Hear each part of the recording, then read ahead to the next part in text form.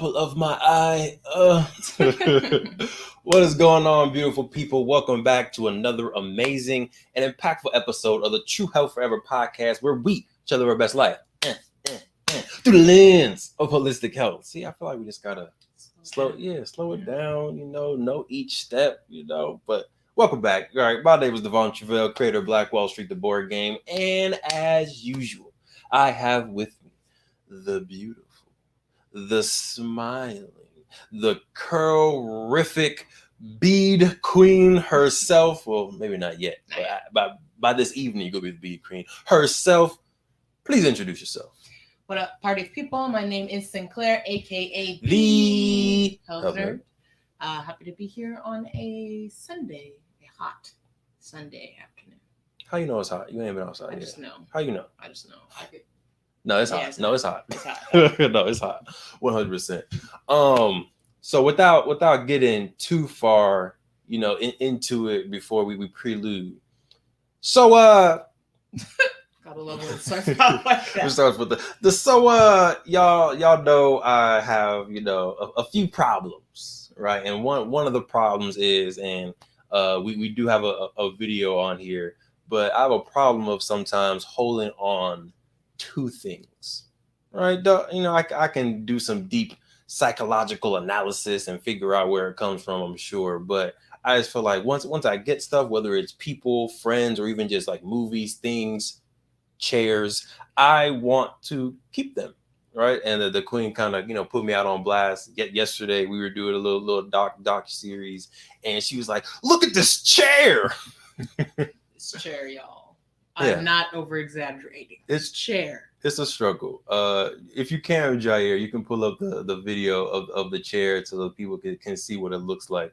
But don't judge me, all right? But today's episode is kind of talking about our health journey that we've been through and some of the things that we've had to let go of to get to the place that we are today. And the title is, the Mike Jones effect, because it's like, back then they didn't want me, now I'm healthy, they all on me. Back then they didn't want me, now I'm healthy. I said, all that. So definitely the Mike Jones effect taken into place. But we're going to go through a little bit of our health journey, some decisions we've made on letting certain things go, growing into certain situations, and different habits. All right. Sound good to you, Queen? Sound good. Okay. Well, without further ado, let's get into the episode.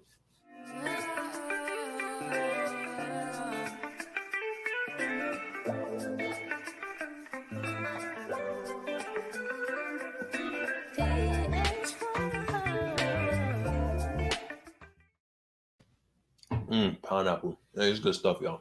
I don't know why we weren't doing this earlier. Why weren't we eating during podcasts? It's hard to eat and talk. Valid point.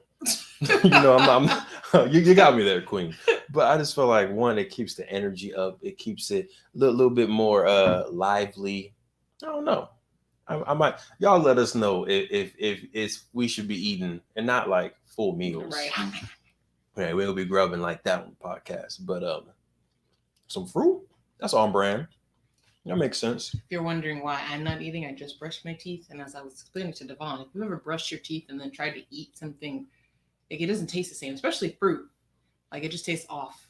True. So I'm gonna wait until this mint taste goes clears. Yeah, before I indulge. Hey, you do you. I just hope the fruit's still there by the time the whole mint thing gets situated. Okay. All right. I won't be too hurt. But let's dive right into it, Queen. Step number one. I know we have a nice little outline. Y'all know we're trying to get better at following these outlines. Queen, what's number one on the list? So when we're thinking about our journey, our health journey, we kind of broke it down into kind of the major categories that we've addressed and the decisions that we've made within those categories. So The first one we want to talk about is nutrition. We talk about that a lot. That is, one of the biggest input factors to your health. Literally. Yes. Input, literally. Yeah. So that's definitely one. And that was one of the first things we also addressed in terms of our health journey.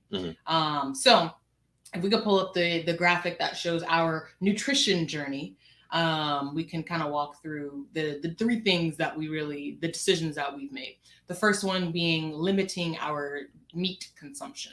Yes. So back in 2007, was it 2017?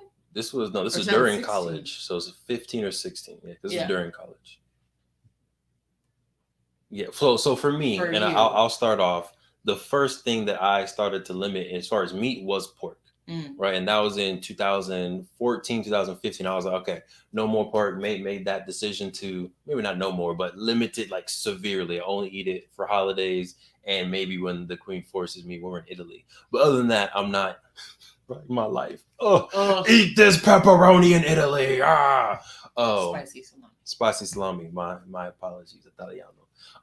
But that was my first kind of step, and then I even played around with vegetarian, pescatarian a little bit during college. We did like that week. Yeah, we did it like as a group, right? Yeah, played around with it a little bit. But I would say when we, as a unit, as a squad, 2017, I think when we moved in together, we were like, cool, this is how we eat. Yeah. So that was kind of our first, and that initial jump that we made as a squad, as a couple, was that we are not going to consume meat, and by meat we. What are you doing? This is not an ASMR. This man, for those of you listening, this man is trying to eat the grape and have y'all hear it. We're about to lose followers. Listen, if y'all ain't here to support me eating nutrient dense meals, here we go.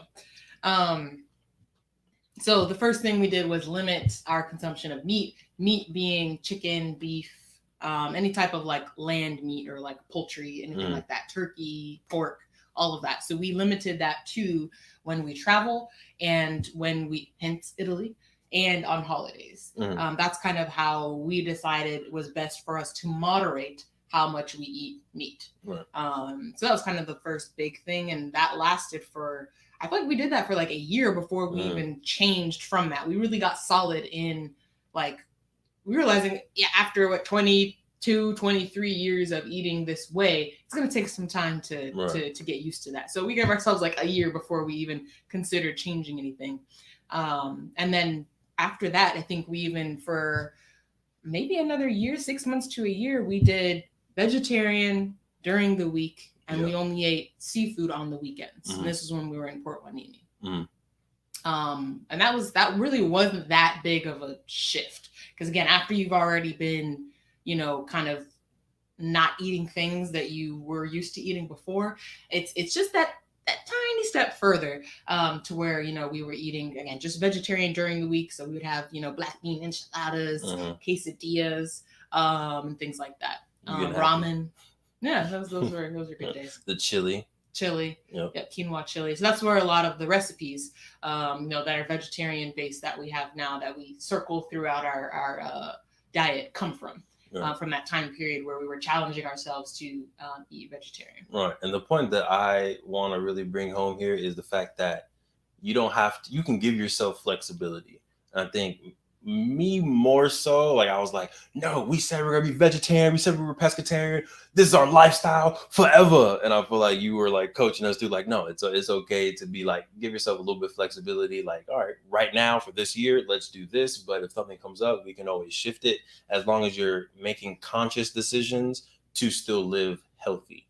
Right. And I think it was your point on like right now, our process right now is during the weekend, we'll still eat some chicken. And it's because there's only so much healthy seafood that you can consume before it starts being like, is shrimp, all that shrimp really better than getting some chicken breast, right? Is all that catfish really better than getting some chicken breast? So being able to make conscious decisions and be like, all right, let's go ahead and sprinkle in some chicken during this point of our life. And if later on we want to move away from that, we can. So for the folks that are on here like, oh, limit my meat, what you talking about? Like, you can go in waves. Maybe there's a certain goal you're trying to hit. Maybe there's a wedding you're about to go to. Maybe there's a vacation you want to go to, and you want to feel what vegetarian or pescatarian can be like for 2-3 months. Challenge yourself and do that for 2 or 3 months, and know that obviously at the end you can decide what you want to bring back. And I think you're going to even want to limit yourself after you come back, because you're going to feel good. You're going to feel that body change. You're going to see that body change. You're going to feel it in your mind and body. So I feel like when you come back, you're not going to want to eat steak every single day after being off of it for 3 months. Right. And I think it's just to piggyback off of that, I think the important part is to allow yourself that flexibility. So yes, when you're starting out, don't just go cold turkey. You can't go from, I would say you can't, you do your thing, but it's really hard to go from the standard American diet to vegan in one day. Like that's a very drastic change. So start with like, okay, meatless Mondays. Start with one meal. Yep. Like, okay, for breakfast this whole week, I'm going to try not to eat meat.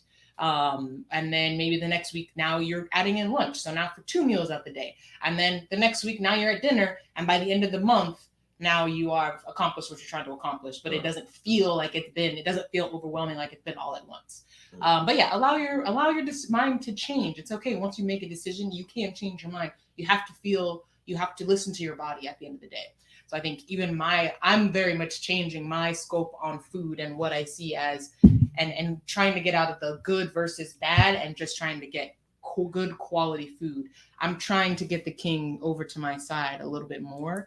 But he still is very like anti-meat, which is fine. We will find the happy medium. It's not anti-meat. It's I know myself, and I feel like once I let that floodgate open, it's not gonna be good. Personally. Understand. But number 2, your favorite thing, kind of nutrient dense. I forgot what number 2 what we're doing. Nutrient dense foods, Queen. Yes. Can you talk about our decision to put those things into our diet? Yeah. So I think when you're trying to eat better, right, you have a step where you do need to kind of eliminate the things that are not good for you. Mm-hmm. But then once you do that, I think the next focus is now, how do I add more things that are good for me? And you can do those at the same time. Yep. But this is just walking through our journey. So even, this is even right now, really focusing on adding things that are nutrient dense. By nutrient dense, that means, for the amount of calories, it has a lot of nutrients. And this is the opposite of empty calories, which are a lot of calories, but no nutrients. That's what, unfortunately, a lot of things that we eat today are.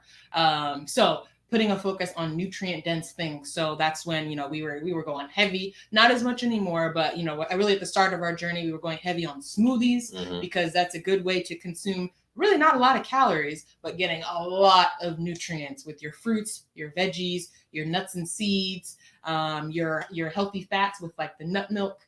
And then also we would also add like some protein powder and a superfood concentrate. Listen, I might go ahead and smoothie up for the next 2 weeks for lunch. I'm with it. To get ready for. I might go ahead and smoothie up. Yeah. For that trip. Yeah. But the thing that we, I think, not replace, but is a pretty solid substitute for the smoothies, it's time saver for sure. Doesn't taste as good. Is what? Chia pudding. No. Oh. Chia pudding is good too, especially when you do the bowl thing. But I was thinking organic. Oh, gotcha. Right. So the fact that we're able to get our immune system bumped up, we have the moringa, the spirella, the spirulina. Thank you, Queen. We got the spinach in there, the ashwagandha, the kale, all of that within this one mix, and you're able to drink it really quickly. Yeah, that's been a lifesaver. And that is a very, very nutrient dense thing that you can consume on a daily basis. That will. You notice the difference right away, just the energy that you feel. So, those are definitely some things that we've done to just increase the nutrient density of what we're eating, as well as just, if you're going to have a pasta, rather than just having noodles and shrimp, right? Add some spinach, add some tomatoes, add some onions, add some garlic, add some peppers, add some things that are also, have good nutrient density to them. So just really packing any meal you have with as many nutrients as possible is how you really feel great. Right. And while we pull up the last number 3, bringing us home for nutrition, I feel like a way to go about it is to think beyond taste. What is what I'm eating doing for my body? Like, I feel like everything you put into your body, or most things, should have a purpose to it. And I feel like when you focus on nutrition and density as you're eating things, they have purpose. Right. Now the last one, my favorite icon on the screen is to let go or remix. Can you talk about what that means, Queen? Yeah, so again, framing this in the aspect of these were decisions that we made. This is something that we still do today, and let go or remix basically means becoming more aware of your body and how the food you eat affects your body, and being able to make those changes according to what you find out. So for example, we both realize that dairy is not our friend. Not at all. Listen, they're not welcome here. Don't call for the holidays. Nothing. But especially like the cheese, the heavy creams, and the regular milk, like those are things. Cream cheese. I don't know if I said that. Cream cheese is like the number one thing that doesn't agree arch with enemy. Us. Yeah. So we've pretty much made that swap. Every now and then we did have pizza yesterday. We do make the conscious decision that I'm going to eat, we're going to eat some pizza. But what we didn't do, which we normally would have done, is have like an Alfredo sauce with the ricotta cheese and the mozzarella cheese and the Parmesan cheese. That's asking for disaster, right? So now we don't use any other dairy other than the cheese on top. But that's not a normal thing at all. You're going to say something. Listen. What? You just laughing at the start? Yes. Listen, I used to be growing up a cheese fiend, like double cheeseburgers with quadruple cheese on it, macaroni and cheese with all types of cheese inside of it. Or dairy, period, like give me the ice cream, the double scoops. I need my tacos with a dollop of sour cream cheese. Like I used to be and I used to love the feel of it, the taste of it, and I used to pay the consequences as a young man after that dairy. As I'm getting older, my body's not quite equipped to fight those same battles, and I feel like the dairy is only getting stronger. I feel like I'm getting older, and my body's like, oh, I can't do it. Meanwhile, it's like Rocky. Dairy's like, Carrie's like, I'm gonna get you. So it was I think it was sometime this year where I was fighting one of my battles with cream cheese. I think it was after maybe you made some beautiful, amazing strawberry pizza or something with cream cheese. What it was. And I was just like, you know what? I'm tapping out, dairy. Yeah, I'm good. Y'all got this. I'm gonna live my life, and we're gonna find a healthy dairy substitute. We found some vegan cream cheese. There's vegan sour cream. There's cheeses where I still get the texture, a little bit of the taste that I need, and I don't need to fight anybody. Right. And milk. I mean, you can milk anything these days. Listen, coconut milk, I think I like better than regular milk. It tastes better. I feel like it's probably healthier. It is healthier. Definitely healthier, according to my health coach. That can be individualized for you. Definitely healthier. Yeah. So go ahead and let go and remix some of those things. I promise you, the taste is still there, especially if you can cook. The taste is still there. And then just one more way that we like to remix, because we still like to indulge and have some fried chicken every now and then. Fried chicken and waffles, which I made just the other day. But how do you make it healthier is we have an air fryer now. Amazing. Shout out to my dad for putting us on the air fryer. He was like, you need to get one of these. He said that for like months, and I was like, yeah, whatever, air fryer. I'm not gonna do it. It's not gonna taste good. We got it. Fire. So we had fried chicken in the air fryer, much healthier, right? You just spritz a little bit of avocado oil in it rather than deep frying it and all of that oil. We're good. And then also, waffles. There's so many flour substitutes as well. So if you rather than eating the highly refined white flour that usually spikes your blood sugar really high, you can use almond flour. You can use chickpea flour. You can use there's really a whole bunch of different flours out there. So just go to your baking aisle and pick your poison, or pick your medicine. Here we go. Pick your medicine.